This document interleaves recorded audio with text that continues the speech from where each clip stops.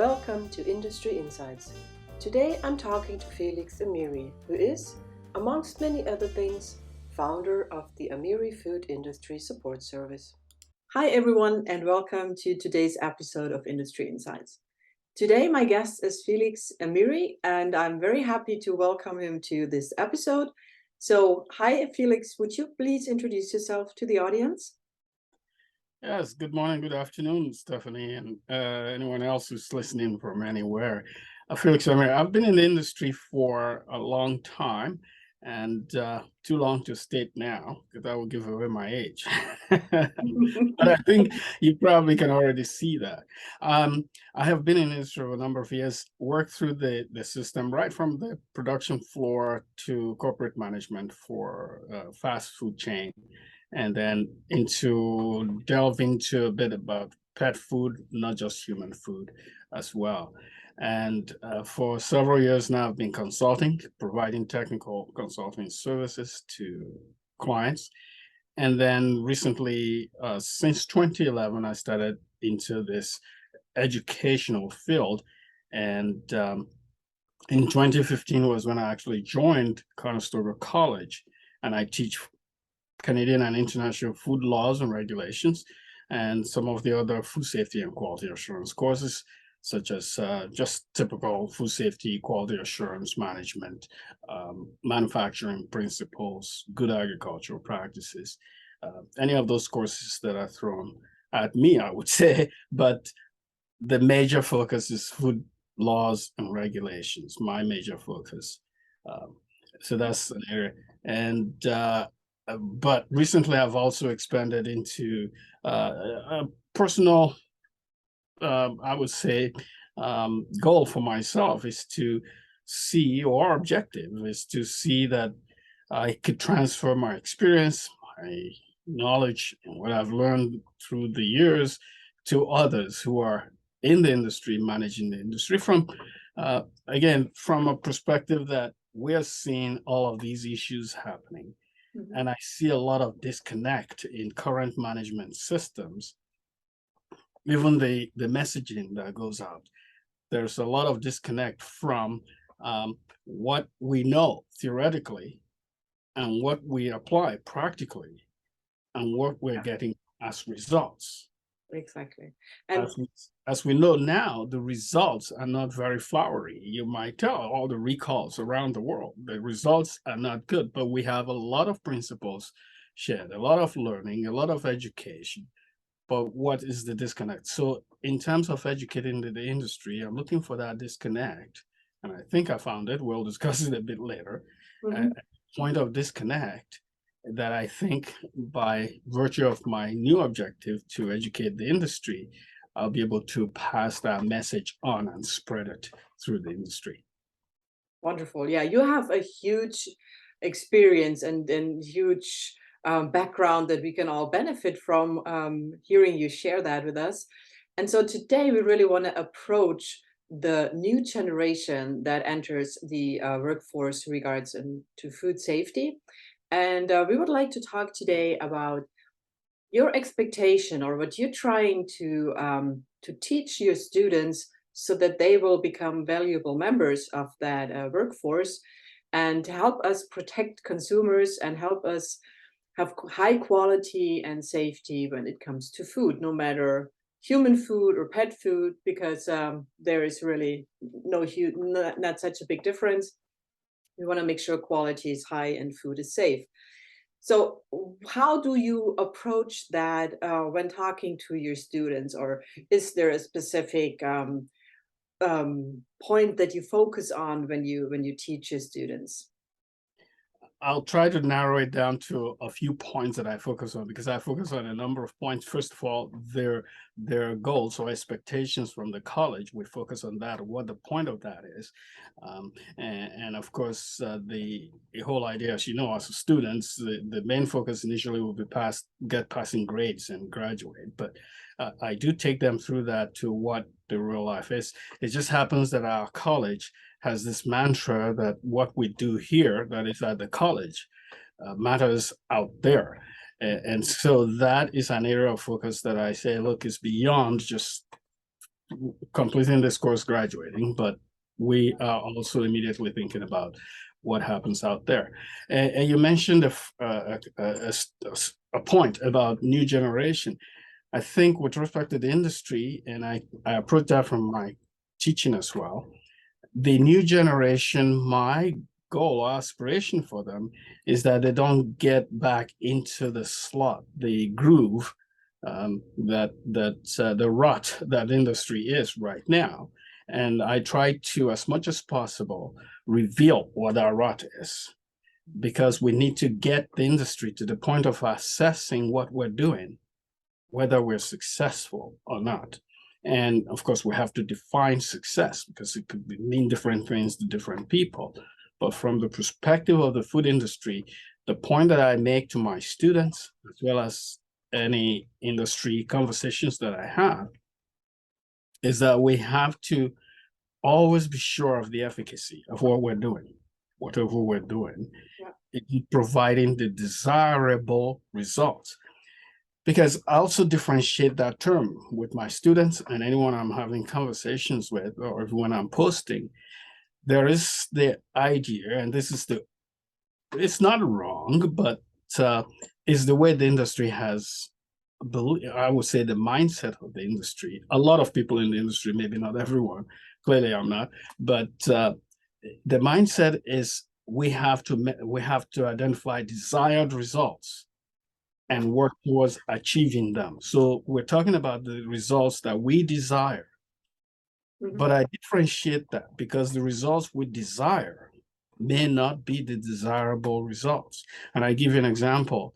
I can desire to make a lot of money, and I can go through different methodologies to make that money, different arrangements or even practices to make that money.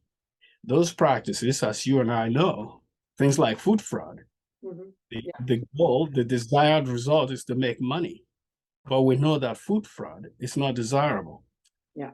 Because of the means that we undertake to make that money. So that is the differentiation. So my emphasis is we measure the efficacy according to the desirable results.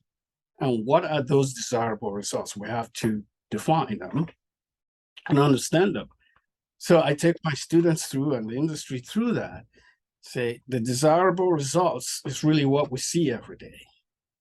We know you interviewed Dr. Darren Dortweiler just a little while ago, a few weeks ago, I believe, and you know his personal experience. Yeah. Those are not desirable things. So our desirable results would be to prevent things like that. Our desirable results is to prevent the case with the infant formula that affected, in fact, I think some babies died. I don't know the number precisely, but those kind of the desirable results are to prevent those things. We may have different desired results. In fact, sometimes we define those results in ways that they're not ultimate results. For example, a food company may have set of desired results of passing audits at a certain level, a certain grade. Yeah. And so I've gone through companies and read their food safety objectives, and you see things like maintain and whatever level, 96%, nothing below 96% in our external audit, certification audit. And then I bring them to ask, why? Why do you do that? Why are you seeking to maintain that? And then we get into discussing, we realize that they're just focusing on the skim elements, the requirements, and addressing those specifically, precisely, correctly to achieve the high score. But there are everyday challenges that actually they should be working on. They've not addressed. Things like I will go into their storage warehouse and see a lot of product on hold, but that is the scheme may pass that situation if they have documentation to show that they're managing the non-conformities of their product, product failures, and they're putting product on hold and adequately segregating them. They have records and they're doing corrective actions with investigations as to why it happens. All of these theoretical elements are in place. And an auditor has no choice but to score that they're doing okay. Yeah. But the business is not doing okay because there are materials lost for those non-conforming products. There's labor lost. There is, in fact, a deprivation of customers who could have used those products. There are a lot of issues that I would not score as a pass. Right, yeah. When I'm a consultant for the company, but as an auditor, I have no choice but to say they have programs in place, they have records, they have systems to control and monitor those things. I have no reason not to score them a pass. Yeah. So they can get 96. Yeah. And I think the challenge that you are also facing when educating your students, and you already kind of touched that a little bit, there are so many different roles within food safety. And of course, you do not know in which position your students are thinking of going once they're done with university or college. Yes. And so you have to make sure that they're equally prepared for all these different positions that they might join afterwards. And I think that is a really huge challenge for you to, on the one side, provide all information and knowledge that you have for a specific position, but then on the other hand, be as broadly in your approach as possible so that everyone will benefit from what they learn from you, right? Yeah, that's good. A great point. And it's easy for me to do because I tend not to be specific. In fact, it's one of my my mantras, you might say, not to be so specific that I'm constraining the students. Okay. I usually like to encourage them to think broadly, not to limit themselves to a particular channel of employment, but to open themselves up to anything that comes and face the challenge. So in that respect, I would say generally present information or encourage them in direction that say, look, be open to any opportunity that you get. But here are the tips, here are the tricks for being prepared. You want to understand, again, from the perspective of efficacy, understand what that role, the results of that role are supposed to be. And if you don't understand those roles right off from the start, learn them, because you now know that there are specific roles, specific expectations, specific results that you need to get. But that depends on the position. So that's where it's open. You don't know what the position is, but once you know, you educate yourself to the specifics.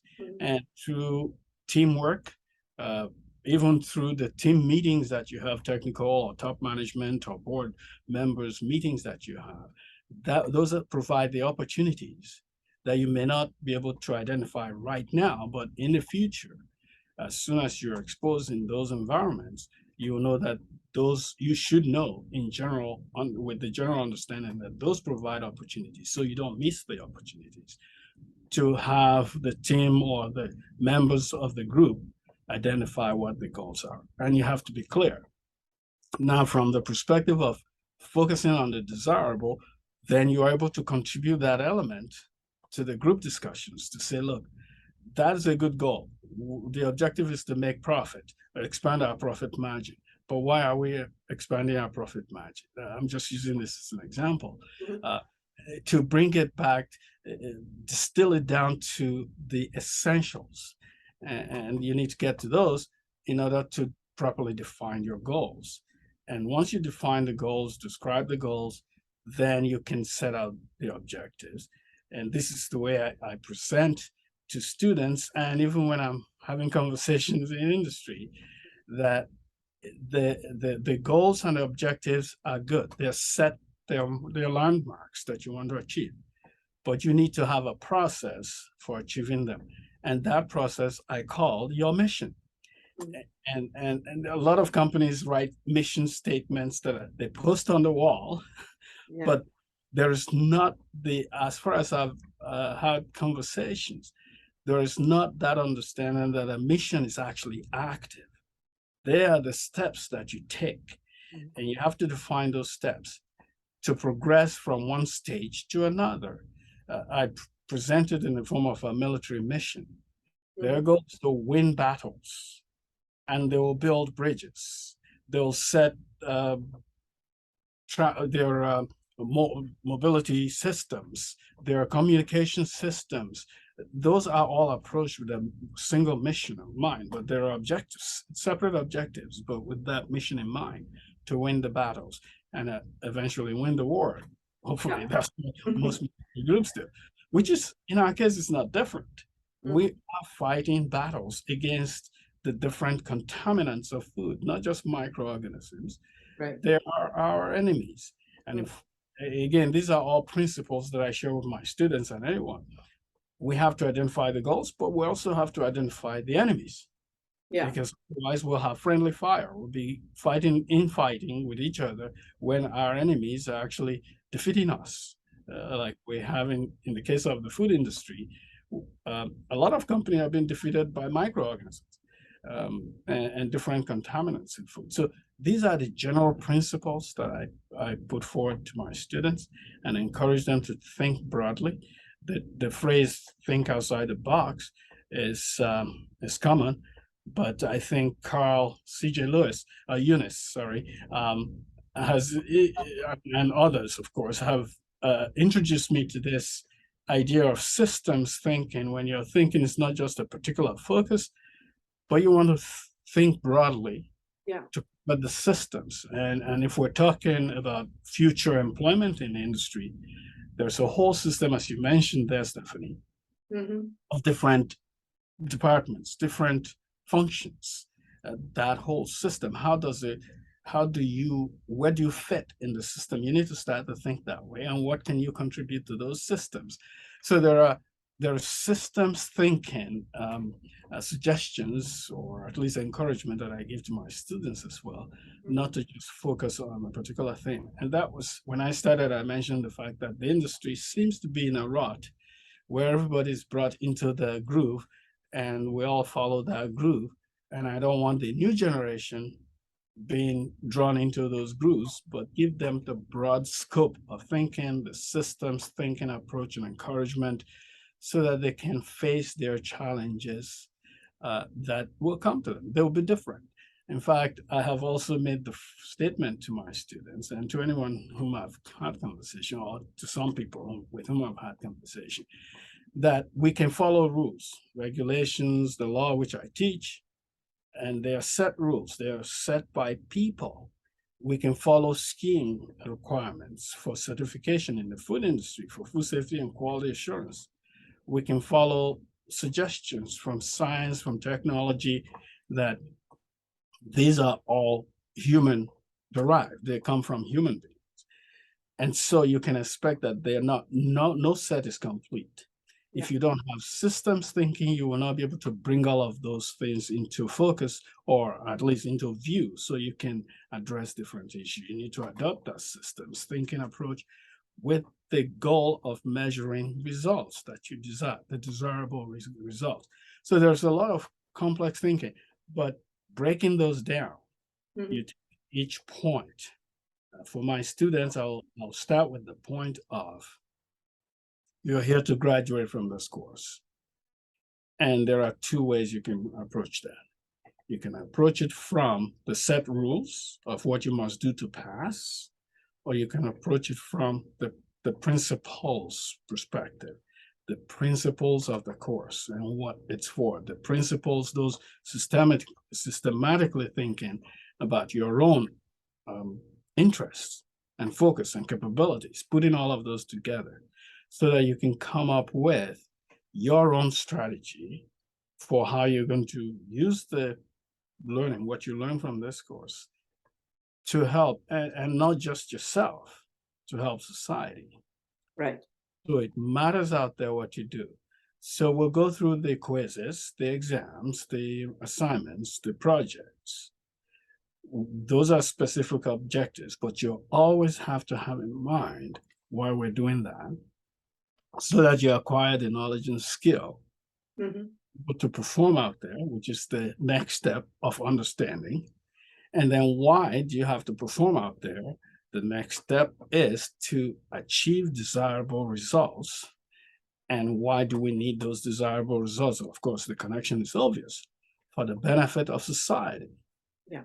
So you link from the very simple elements of your course to the larger objective or larger goal of contributing to society positively. And so the focus on passing exams and memorizing content to pass the exams could become limiting, because when you finish that, I may ask you, now what?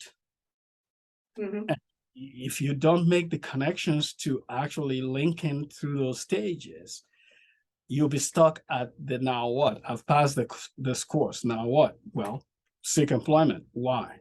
Mhm. You still have so many questions that you've not answered. And so right from this stage, we start thinking of all of those things. Incidentally, I say to them, that helps you succeed because you have clear focus, clear reason why you're learning certain principles. And if you have those reasons, they guide you to learn those principles well and acquire those skills better than if you just focusing on passing the course. So Yeah. these are the kinds of things. And I transfer the same thing to companies for whom I consult, um, that, you have an ultimate objective is to satisfy the consumer of the end user of your product. It's not even the customer, Yeah. because the customer is there to deliver your product to the end user. And if the end user is not satisfied, and if the end user, in the case of food safety, if the end user is not safe, they'll not be going to your customer, Yeah. They're right? not coming back Yeah. ever again. That's right. That's right. But to summarize, maybe a little bit what you talked about your students and what you try to achieve, or what you hope for them to have learned throughout your course. I would say it's the most important thing is to give them tools, and I'm not talking about tools they can grab, but tools in their minds, to have their minds and their brains developed in a way that they can by themselves use the skills that you gave to them and to adjust to situations, question maybe what's out there, and have their own thoughts, their own ideas, not accept. I mean, of course, there are certain things you just have to accept, but not everything. You have to question, you have to see, does this specific approach still apply? Is it still accurate? Is there maybe a better way? Is there an easier way, a more effective way? So be active with your mind, use what you've learned, use the tools that you gave to them to become really valuable members of the workforce, and just not accept what you see, but try to make things better, protect the consumers more, that they're already protected, but do the extra, go the extra step, the extra mile. And yeah, because we're all consumers, right, Felix? Of And course. yeah, protecting consumers means protecting ourselves, and Yeah. who wants to get sick? So yeah, this has been a really great conversation with you, Felix, and thank you so much for sharing how you approach your teaching, and you're educating the students in your university or your college. And that is really great. And I'm really hoping that a lot of your students get into the right positions and get to use their tools given by you and become valuable members and just change what's out there and make food even more safe. Because if it's not safe, it's not food, right? Exactly. That's the World Health Organization, one of their statements. If it's not safe, it's not food. Yeah, and those tools. That's a good point that you just brought up. It reminded me of what I was going to say earlier. We give rules, and those rules are limited by our ability to understand the future challenges, and no human being can predict what happens in the future. Right. So the rules are only based, and that's why I call them limited, on human knowledge and awareness at the time of making those rules. sadly, what happens in real life is that those challenges that we face, the enemies that I mentioned earlier, they don't obey rules.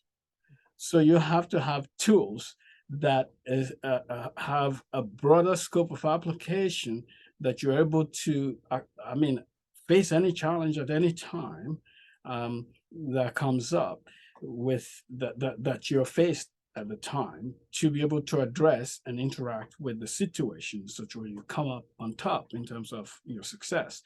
So this is the kind of conversation that I have, and that I would like to have more of in the industry. Not the rules are okay. There, I see them as tricycles. Like you're learning bicycles when a child is growing up. When they're learning to ride, you have training wheels on their bicycles, right? But you can't just keep them on those training wheels forever. As an adult, those training wheels becomes obstacle. You have to remove them at some point, because when you become proficient in riding, you should be free to ride a bicycle without those training wheels. But we seem in the industry to keep people on training wheels. And I give you an example. Why do we have to do annual audit for highly sophisticated company to certify them every year? They should have learned those principles, and they should be graduating beyond that to the expanded scope of what is new, what can we come up with, what advancements can we bring to this, and then start the industry learning those advancements. That brings us away from the training wheels stage to higher stages. And we cannot grow if we continue to go back to the same systems and perfecting them. Well, that leaves a lot of question, doesn't it? Yeah. If we're perfecting systems that are clearly a lower stage that we should be at the stage, a stage that we should have graduated from. I think Dr. Peter Trucker states that it is such a waste of time. I cannot paraphrase his words exactly, but this is the principle is that if you do efficiently what should not be done at all, that's complete waste. Yeah. To do more efficiently what should never be done. I think I said that recently. And so we can go back to the training wheels and do it very efficiently, but that's not what we should be doing. It's moving ahead. So these are some kind of thoughts and thinking, and the way I would like us to start to think in the industry. The word that I use these days, there are several words that I use, but one of them that I'll leave with you from this conversation is efficacy. Confirm the efficacy of whatever you're doing. Yeah. If I'm teaching at the college, the efficacy. What do I want to see? What is the desirable result for me? And that's my goal, because I think at some point you ask, what's your goal for your students? Yeah. My goal for my students, for me, is that if they learn this principle, then they're going to be contributors to society in a positive way that is actually desirable by society. And I'm a member, as you mentioned, I'm a member of the society. I'm a consumer. What they do there affect me directly. Yeah.